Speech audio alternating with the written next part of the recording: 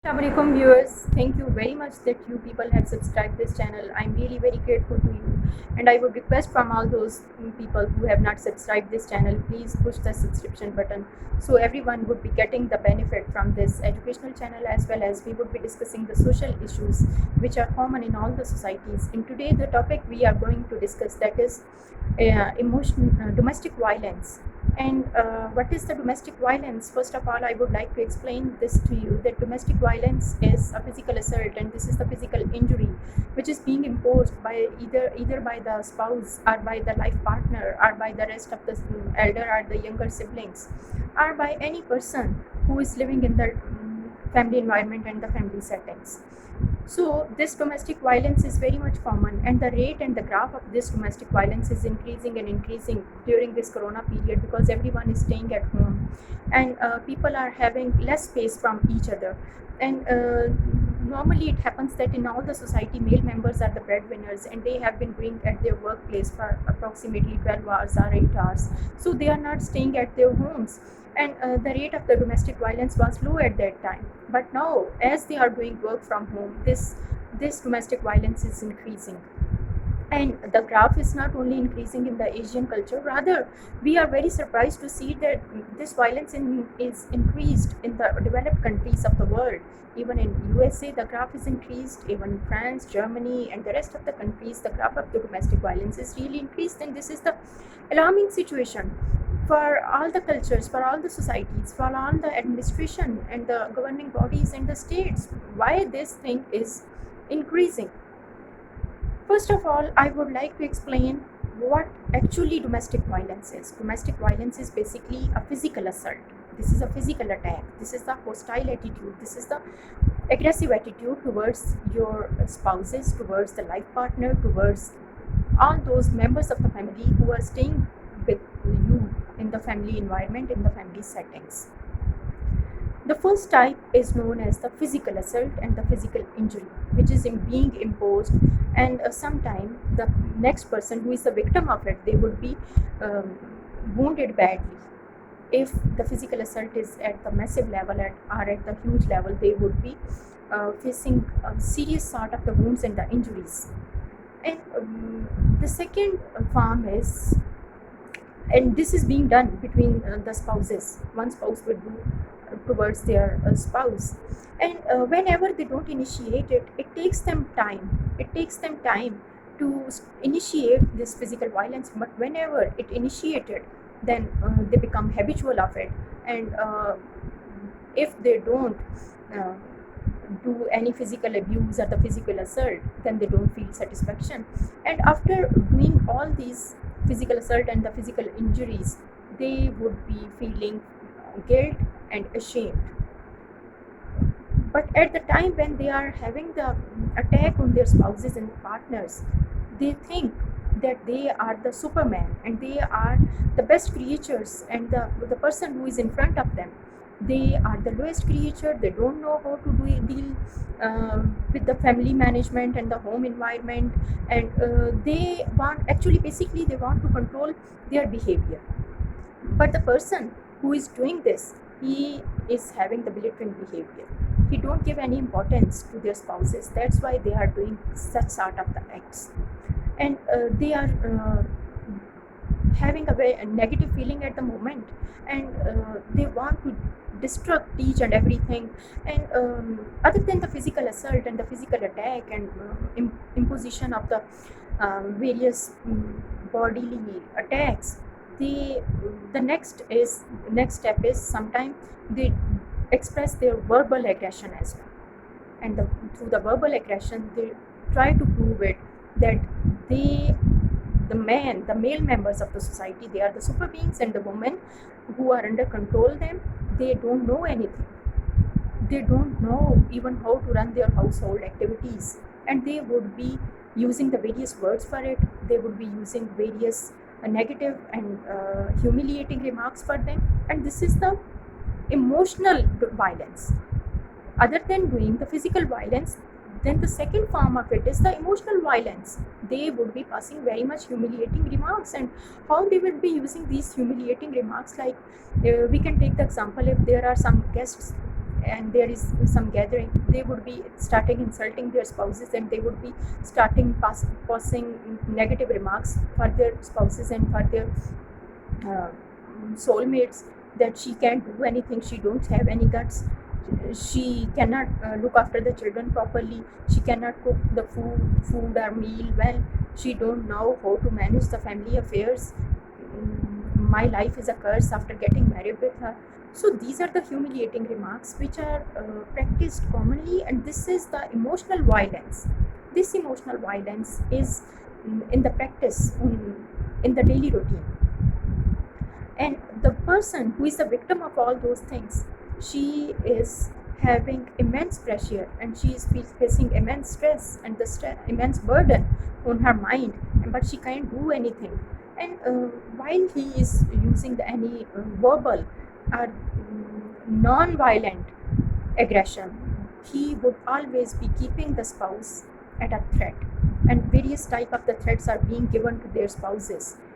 That is also a type of the emotional violence. And what sort of the non-violent acts are being given, and the emotional violence is being done to them, that I will never give you money, I will take the children away from you, I will throw you out from my family, I will throw you out from my house. So these are the negative and the emotional threats which are being used by their spouses and by their partners, and which is commonly practiced. But women who are facing this situation, they are under immense pressure and immense burden, and they always try to avoid the situation which can cause emotional distress for them, and which can trigger their aggression, and which can trigger their hostile behavior and the hostile attitude. While they are doing the physical assault and the physical injuries to their woman, after a specific time period, they will be the person who is doing this physical violence, they would be facing and feeling of shame, and they may feel embarrassed, and they also develop the feeling of guilt, that yes, I was wrong, and then they would be apologizing, and they would be saying sorry to them, that this thing will never happen next time, I was wrong, I was in anger, I was in distress, I was feeling emotional stress, and I was feeling financial burden, that's why you were the subject of it. And basically they are doing the scapegoating.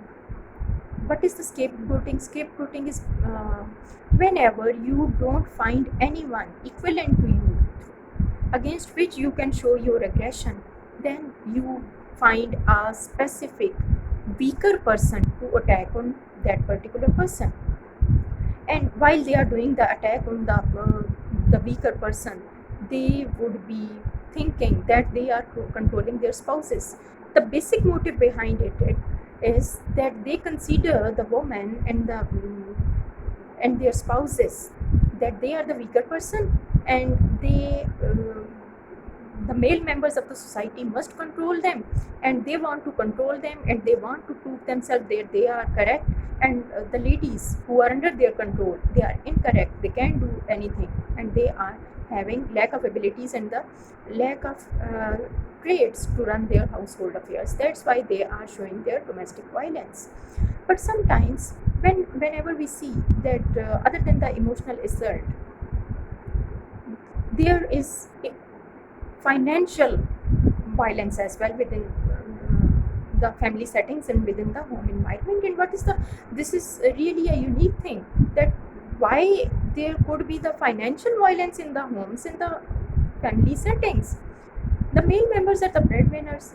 Whenever they deprive their woman from their financial benefits, and they capture their credit cards, and they don't give the access to their pocket money and to their wallets, and they don't give them the pocket money, and they may say that you are overspending, you cannot make the budget properly, you are spending it lavishly, you don't need to spend this money, you can do uh, you can save this money, why you need to buy it. So this is the financial violence which is being imposed to the woman, and they are facing this situation badly. And what are these we have discussed it, that there are three types of the violence. One is emotional violence, physical violence, And the third is the financial violence. Male members are basically having the belittling behavior towards their spouses and the wives. And what is the belittling behavior? Belittling behavior is that you are not giving importance to their spouses and you are considering them a lowest creature and the lowest soul beings. You think that they don't have any guts, they don't have any capacity, and they would be showing a belittling behavior towards them. The second is the women who are the victim of it, they would be developing the feeling of the self-loathings. And they think they started self-loathing is basically a term which is being used for that they consider themselves that they are the lowest creature. Then they start hating themselves. That my life is a curse. They feel helpless. They feel hopeless, and self-loathing develops and develops and develops. Whenever we see, and I have also conducted a research on the domestic violence and the violence in the society, I have reached at the point, and according to the statistics, that economic reasons are one of the major causes of the domestic violence. And those people who cannot meet up their basic needs and the basic requirements and the necessity of life, they do have more domestic violence as compared to those people who are not facing this situation. And if a woman and a lady demand for bread and butter or demand for money, their husbands, instead of giving them money, they would be putting and installing the physical violence and the emotional violence towards them. And this is the curse. It means that the major cause is the socioeconomic reasons. And socioeconomic reasons cause various deaths as well. And sometimes we have also seen from the news and the televisions and the newspapers that the husband killed the wife and the children because she was demanding for the money. But this is very much unacceptable by the society, by the civilized society, by any civilized family, by any civilized culture.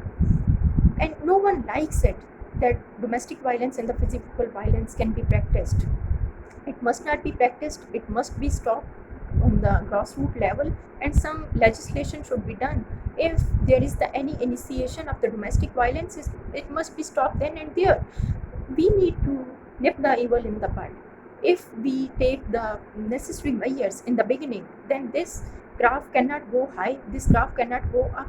So this is not only the individual task, every person should make their effort on the individual level, and society should take a part in the on the societal level to stop this domestic violence. And various type of the awareness must be created among those people that domestic violence is not the solution of anything. Proper legislation should be done for it, and government should take the necessary measures to stop this domestic violence. While they are using the domestic violence, they can use the various verbal threats as well. And those verbal threats could be like, I would take the children away from you, I will throw you out from your my house.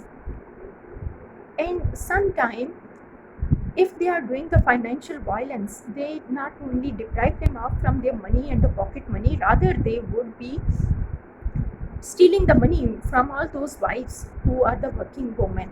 And they will be, sometimes they may say that you can't do job, you must stay at home, and you must live at home. Why are you going and working? And the major allegation which is being imposed on their spouses and on their soulmates, that is, they do have the extramarital affairs.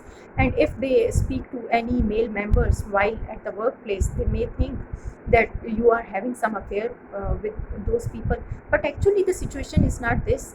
They would be getting a chance, they would be looking for any opportunity where they can put the physical assault and the emotional assault on them, and they can put the physical injury to them. So they would be finding the various ways, they would be finding the various clues where they can get a chance to put the physical and the emotional assault on their life partners and on their spouses. But this is the only limited setting where they can do the physical violence. Physical violence is not only towards the spouses and the wives, rather the physical violence is also common. It is also common among the siblings, and they do bully with their elder and the younger siblings, and they would be imposing the physical assault and the injuries. And if we see that we have also witnesses of various families who say that all the siblings and the children, they are always fighting, and they are imposing the physical assault and the injuries because there is the harsh arguments, and they argue with each other, and they place the blames on each other. So this is basically starting with the blaming situation, and that you have done this thing, you have done that thing, you have stole my things, you are using my things. These are the minor issues and the minor things which leads towards the domestic violence, but this is being done between the siblings. And the teenagers are also commonly practicing this domestic violence. But who is imposing the domestic violence towards which gender? Male are imposing the physical violence and the physical assault towards the female because they are the weaker. They are not only physically weak, rather they are mentally and emotionally weak. That's why they consider that they are our slaves, and the male members of the society, they want to control the females. Every family do have some norms and the family values and the family cultures. This is not commonly practiced in well-trained and well-cultured families, but in the poor socioeconomic class, this domestic violence is very much common. And sometimes it happens that the person who is imposing the physical violence and the domestic violence, they may feel shame, they may feel insult, and they think they always also say sorry, next time it will never happen, I would be very nice with you, it was my fault. But again, they cannot control their aggression and they cannot control their anger, and whenever they get a chance, they start doing the same thing again, and they will be imposing domestic violence on them. What psychological measures we need to take? We need to take the various psychological measures. We need to do the interventions could be done. Interventions could be done, for example, like the psychological interventions, and the marital counseling should be done for it. We need to communicate with those peoples, and the family elder members can also intervene in the situation to settle the matter. Then various type of awareness should be given to them that this is not good according to the legislation and according to the societal norms. I will definitely come with another session of the domestic violence with the various other aspects of it. Till then, Allah Hafiz.